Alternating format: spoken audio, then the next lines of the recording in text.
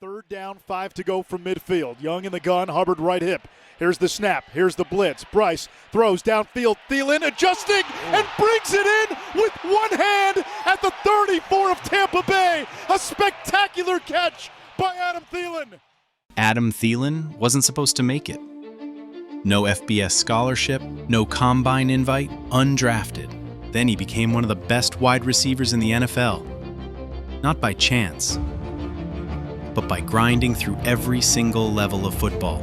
This is how Adam Thielen, a kid from Detroit Lakes, Minnesota, went from undrafted to unstoppable.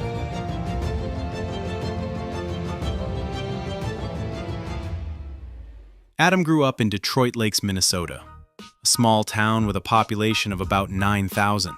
His mom worked at a school. His dad built houses. They weren't rich, but they were steady. Adam played every sport he could.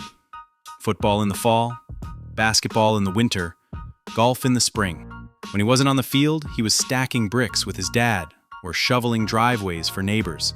He wasn't the tallest, wasn't the fastest, but he was always there.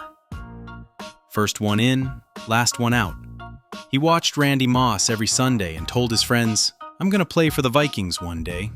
They laughed. Thielen had a good high school career, not a great one. He didn't make the state all-star team, didn't get a single Division I offer. Instead, he sent his own tape out to schools.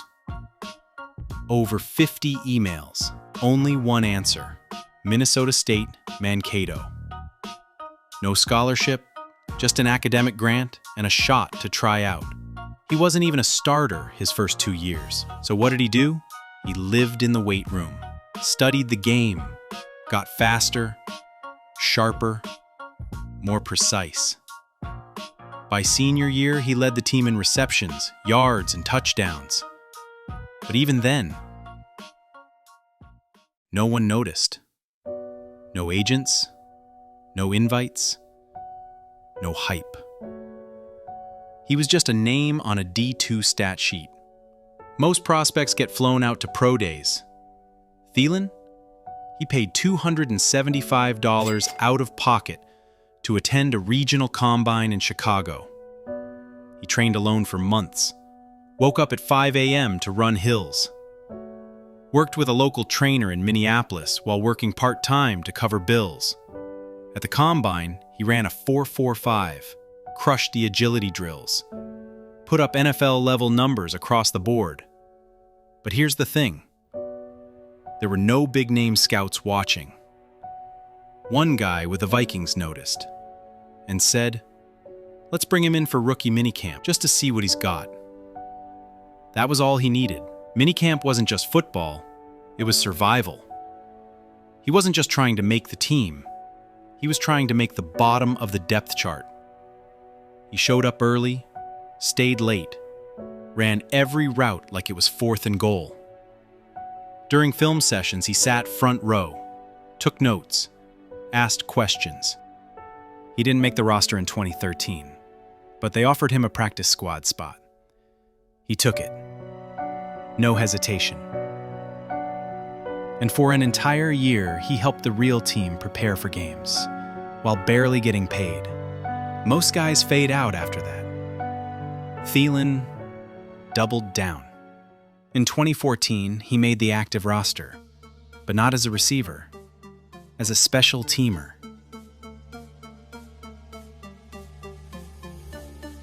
He had to block, tackle, cover punts, and do it better than guys fighting for the same scraps. He blocked a punt against Carolina, recovered it, and scored.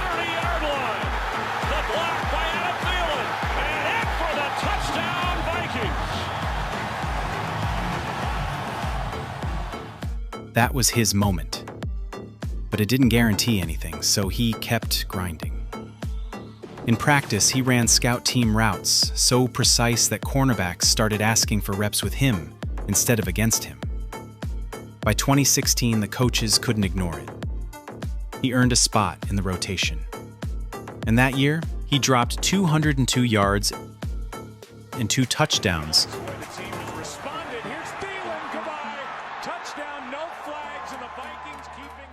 On the Packers, in Lambeau Field. No more doubt, he was here. From 2017 to 2018, Thielen didn't just stick around. He dominated. He made the Pro Bowl, put up back-to-back 1,200-plus yard seasons, tied Calvin Johnson's record with 9 straight 100-yard games. He wasn't fast. He wasn't flashy. But his footwork, elite. His hands, glue. His separation, surgical. DBs started saying, "He's the best route runner I've ever faced."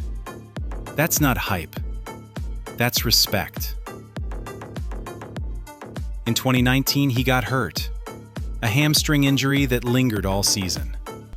But when Justin Jefferson arrived in 2020, Thielen didn't get bitter. He got better. He became the vet, the red zone guy,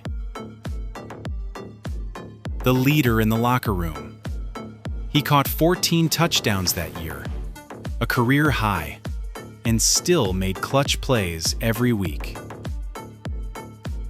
After nearly a decade in Minnesota, the Vikings released him in 2023.